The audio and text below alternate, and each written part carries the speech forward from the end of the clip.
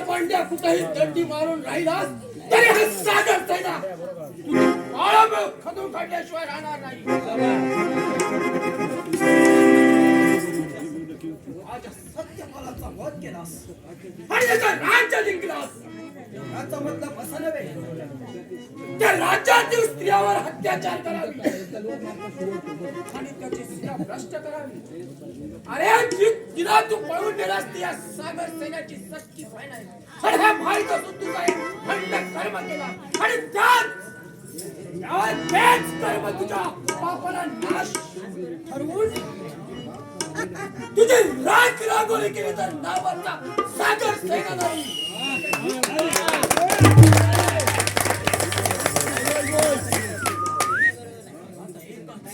आता एकाच निर्धार जगतपराच्या नाशासाठी आणि माझ्या बहिणीच्या संरक्षणासाठी राजपणास राहून आणि त्याचा सोड घेतल्याशिवाय राहणार नाही. हेच माझी प्रतिज्ञा.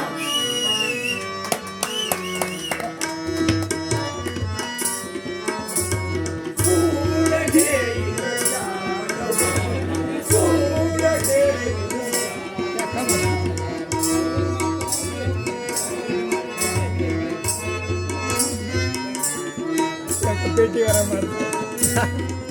आमच्याकडे दाखव. आमका दाखव का घरी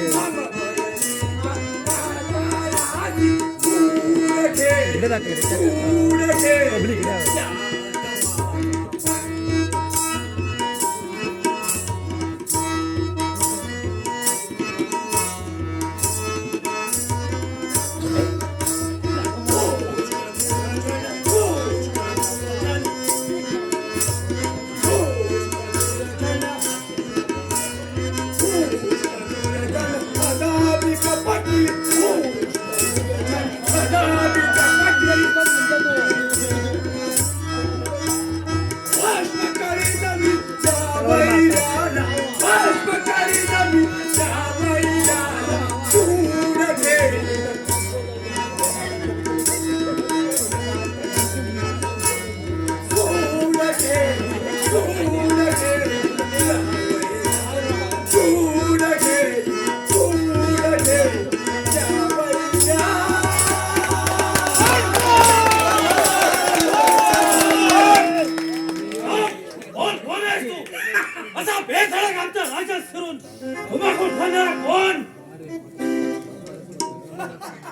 म्हणजे माझी ओळख तुला लवकरच पटेल.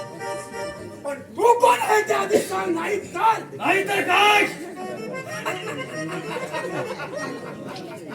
अरे आमच्या शब्दांच्या इशाऱ्यावर सारी विचित्र नगरी ज्या सेना जिथं वाटचाल करते त्याच विचित्र नगरीचा राजा संग्राम सेन. अरे तुझ्यासारख्या शेंबड्या पुराची वाद घालण्यात मला मुळी मला माझ्या राजा जगतपाल ते दोन्हीचं बघून घे. फक्त कडी मारून बसलाय तो शोध जगतपाल त्या हराम चोराचा कोणता बाहेर काढला नाही. नावाचा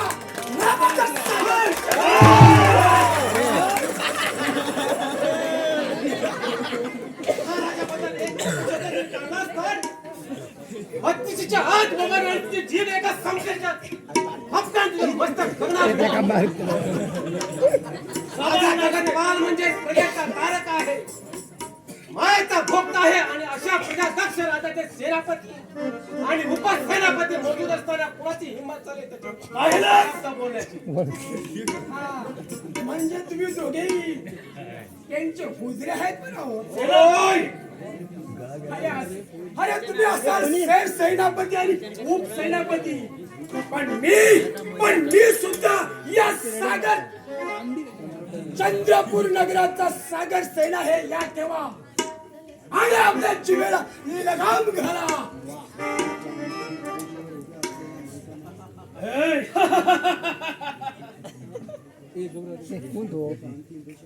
मृत्यूच्या अंतिम रेषेवर उभे असलेल्या माणसानं आम्हाला जीवेला लगाम घाला म्हणून सांगावं म्हणजे गाईला शिवा समोर आपली सिंह उपसावी.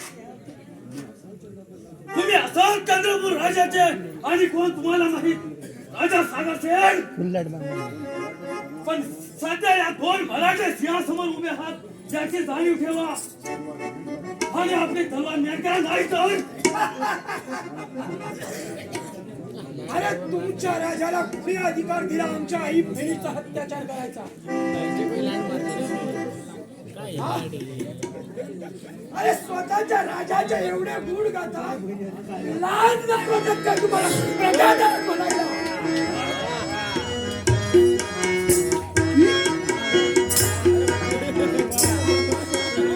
ऐक ना हो. लाज नाही.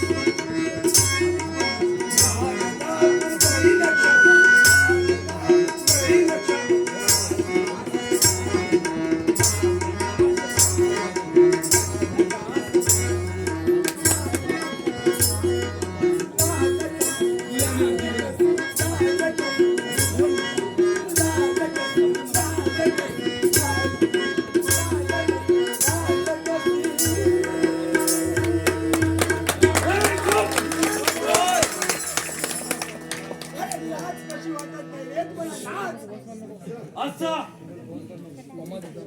म्हणजे तुम्ही राजा सत्यपालाचे मेवणे म्हणायचे आणि राणी सुमेधाचे भाऊ म्हणूनच तसे डोळ्याने लाल हुंद दिसता. पण हे पहा, तुमच्या बहिणीला आमच्या राजाने उचलून किंवा पळून आणलेलं नाही तर जिंकून आणले आहे हे खात्री बाळगा. जिंकून आल्याला आमच्या घरीच पण लावता. हे तुम्ही बघून घ्या. हे पहा, तुम्हाला जे काही सांगायचं असेल किंवा विचारायचं असेल तर राजाला जाऊन विचारा. जरूर. राजाच्या हुकुमाप्रमाणे आम्ही तुम्हाला निशस्त्र करून घेऊन जायला आलो तेव्हा मुक्काटाने ती तलवार निमुटपणे खाली टाका. काय? अरे पळपुट्यानो, आजपर्यंत या सागर सेनेला निशिस्त्र करायला जन्माला यायचं आहे आणि तुम्ही तर कालच्या तलवार सुद्धा येत नाही. त्याने बस आकाशाला गवसणी घालण्याचा प्रयत्न करू लागले.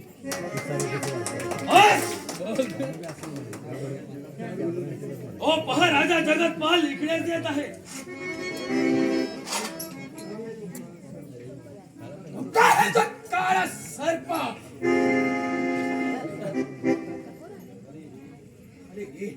अरे रे, शेवटी कपटी डाव खेळात म्हणायचा. अरे तू तुमच्या जिंदगीवर एक शब्द तरी बोलू नको. नाहीतरी समजेच्या पोटात घाली.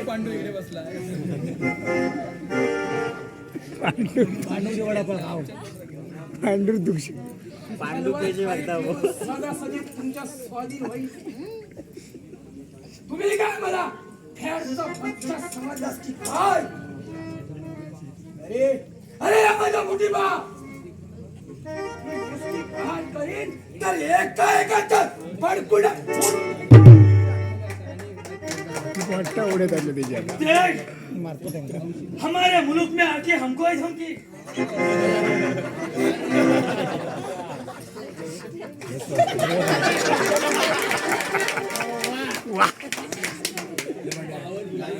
और हमारे मुट्ठी में होते हुए तुम्हारी ये धमाल आहे ना खूपच ती तलवार याच्या पाठीत खूपच खबरदार नागसेन काय बरं गुळी घेऊन रे भर रस्त्यात एखाद्याला पकडून ठार करण्याचा तुम्हाला काय अधिकार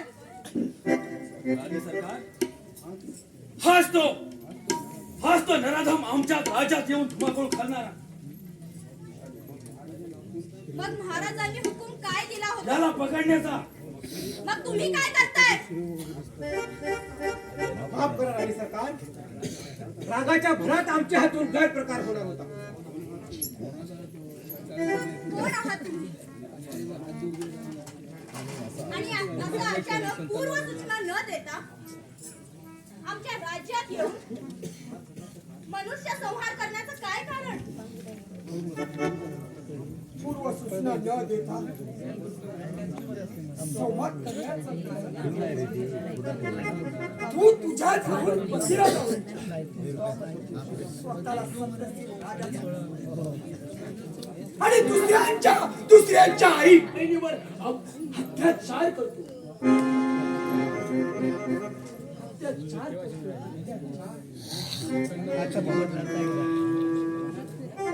आणि गणाने घाण्यात कोणून ठेवतो. लाज नाही वाटत काय त्यांना लाज. आणि मी कोण आहे तुला ऐकायचं आहे ना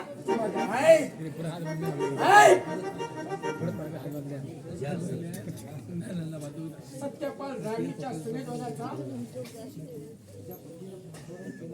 तुझ्या पतीनं अपहरण केलं. अभागी राणी सुमेधाचा दुर्भाग्य भाऊ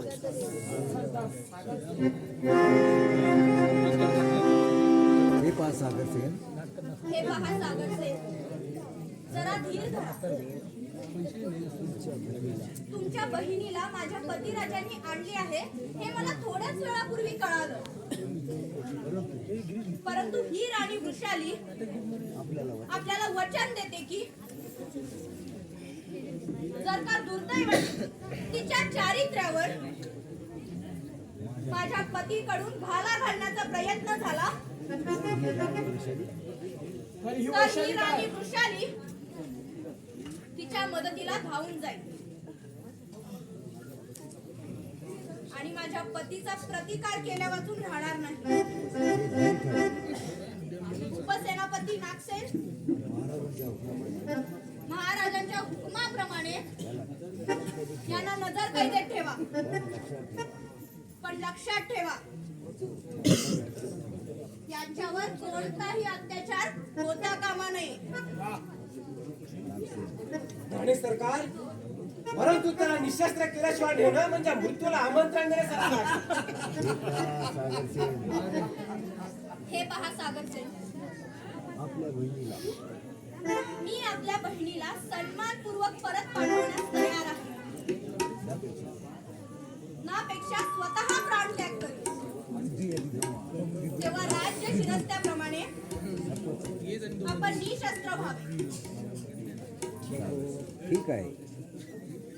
फक्त अपशब्दासाठी तलवार आपल्याला निशस्त्र करतो.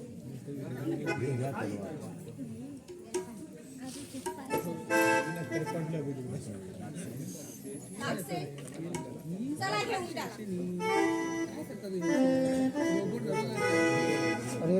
हे सुद्धा घेऊन जा.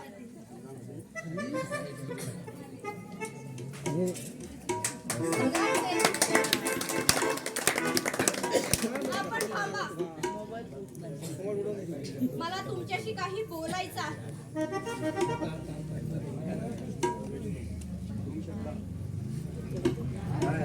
काय आज्ञा आहे राणी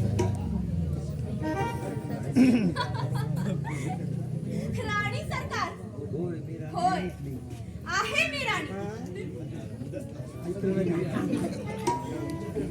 या विचित्र नगरीची राणी महाराणी.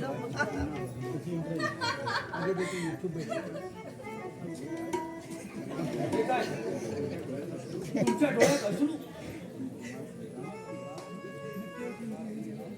कुमार संग्राम, मी इथली राणी जरूर आहे, पण निदान यावेळी तरी तुम्ही मला राणी म्हणू नका.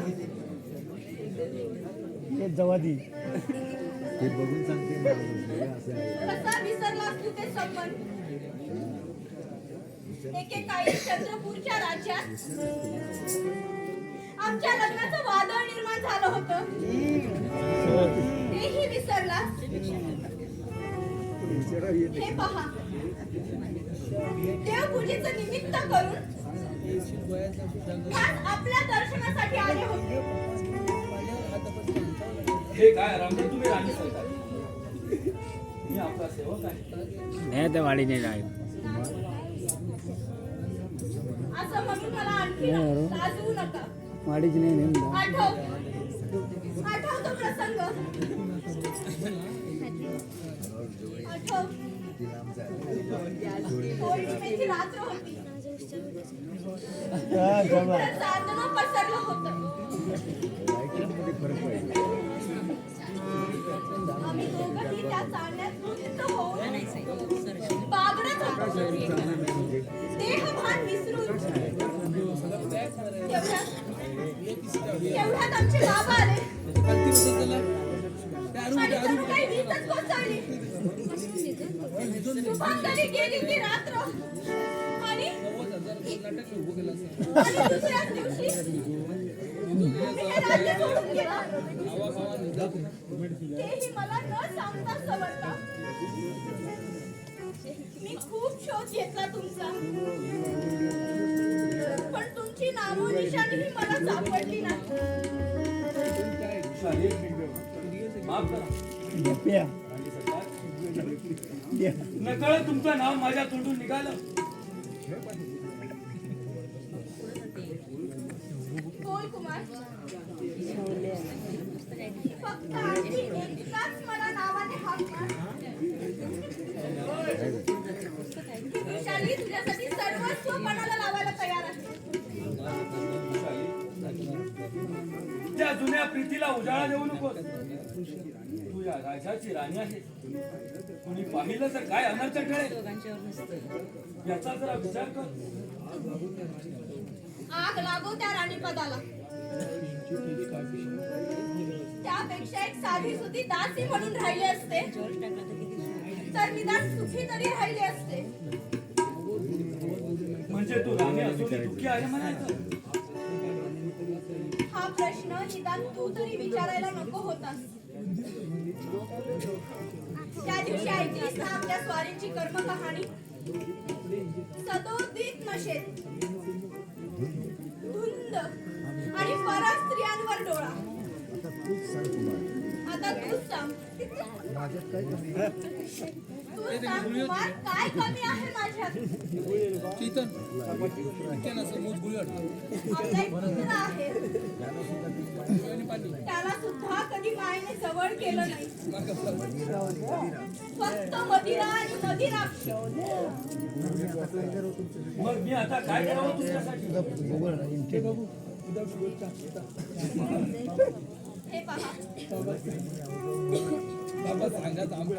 मला की नाही आवाजावं म्हणू नका.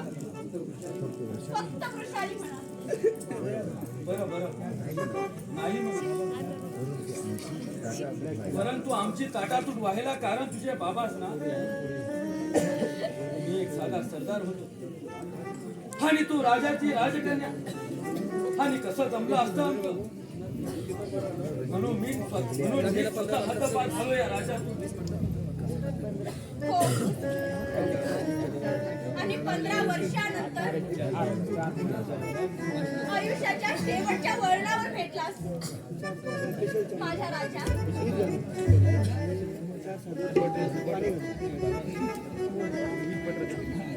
मला अशी दूर लोटू नकोस. मी आजपर्यंत तुझी स्वप्न रंगवली आहेत. मनी हम पिती